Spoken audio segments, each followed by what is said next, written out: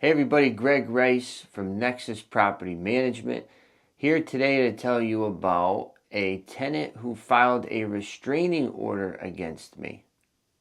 This is also another first in my 12 years. Like I said, I've been held up at gunpoint. That was probably the worst thing, but this was also a shocker. And what it was a tenant in Woonsocket.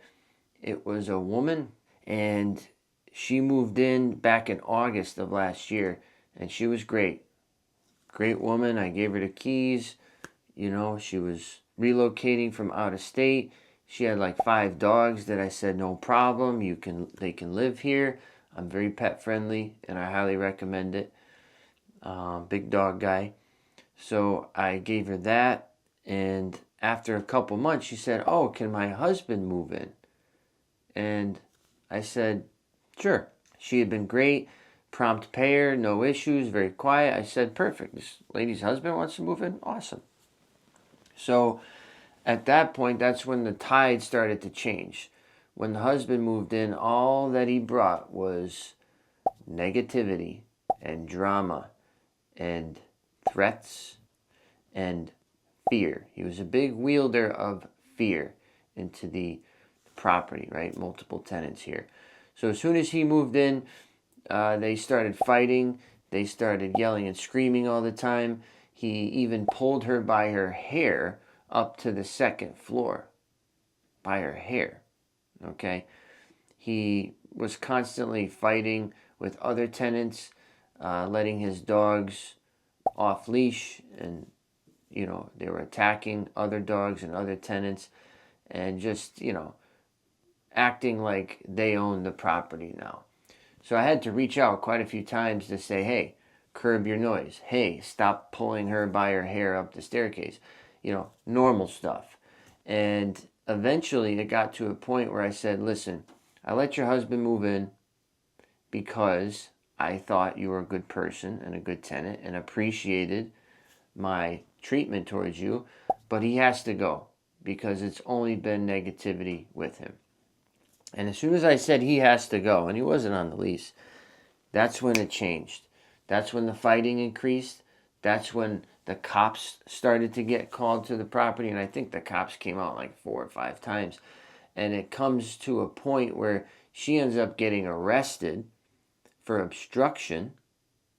And her husband jumped out the 2nd-story window of the property to escape police capture. I mean, this is like watching Cops type of stuff. Just total insanity. These people were absolutely nuts. And all I'm here is just like, what the hell is going on? Like, we got plenty of other tenants in this building that are being disturbed. One is actually moving out because they're scared. And I'm just trying to keep the peace. And then I get a notice from my attorney that a temporary restraining order has been filed against me. And I'm like, I haven't even seen this lady since August when she moved in. Restraining order against me? Fake news kind of thing. So in essence, I still have to defend myself. I still have to pay for an attorney. I still have to spend time on this. And the way a temporary restraining order works in Rhode Island is the plaintiff, goes and says, I'm in fear of my life, and this is the reasons why, and blah, blah, blah. And she did that, and it was denied initially. So what that means is that there was nothing in effect that prevented me from going to the property or whatever. But I had to go to court yesterday, which was April 4th, to hear it in front of a judge. So she showed up without an attorney. I show up with an attorney.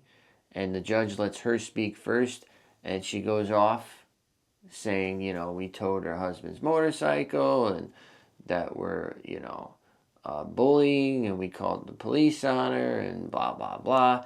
And the judge essentially said, all right, do you still live there? And she goes, no, I moved out. I moved out on April 1st. And my side, we confirmed that.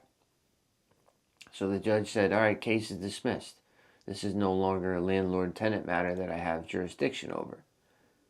So it's just like waste of everybody's time.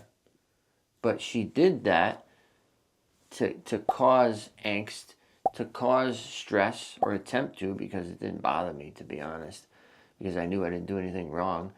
But it's so easy for tenants to do stuff like that. And I didn't realize how easy it was. A couple $100 and a statement at the courthouse, and boom. Now I'm in front of a judge paying my lawyer $5.50 an hour and dealing with it. So it's just a message to you out there that this type of stuff is rare but can happen. But imagine if it did get approved, right? Imagine if you have a tenant at your property and you can't go to your property, in essence. Pretty strange, right? For repairs, to collect rent, whatever you're doing. So, just got me thinking of scenarios where it didn't end this way and the landlord's tenant is still there, and then they did something wrong. Maybe the landlord did bully them or did threaten them or did show up with a weapon or intimidation factor, and the restraining order gets approved. Now that's an issue. So you want to be very careful on how you navigate waters with conflict. And in this case, all my comments were documented on a portal system and able to be referenced if ever need be. So I highly recommend avoiding phone calls with tenants. I always get things in writing. Always, always, always. Whether or not the portal, email, or text message. You need some type of documentation, and it comes in handy when needed, especially in moments like this. So just a quick little story to share with you. No harm, no foul. I'm a big boy. I can handle it. But I hope that you never have to deal with that. So once again, Greg Rice here in the bucket, your property and restraining orders managed.